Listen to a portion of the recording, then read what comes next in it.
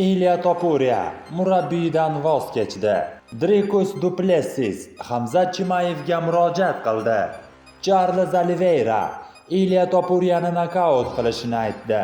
Tayyor bo'lsangiz, biz boshladik. Ilya Topuria o'zining uzoq yillik murabbiylari Jorge va Augusto Kliment bilan ajralish qarorini qabul qildi. Bu qarorni Aleksandr Topuria ham qo'llab-quvvatlagan va o'zi ham Klimentlar bilan ishlashni to'xtatgan. Ajralish sababi sifatida mashg'ulot jarayonidagi kelishmovchiliklar ko'rsatilgan. Ya'ni tomonlar qanday shug'ullanish kerakligi borasida fikr jihatidan kelisha olmagan.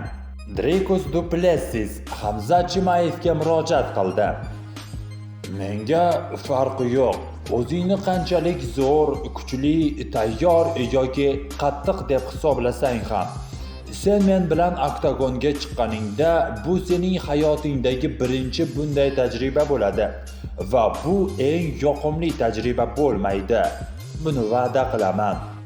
Charles Oliveira Ilya Topuriani nokaut qilishini aytdi. Bu ajoyib jang bo'ladi. U ajoyib jangchi.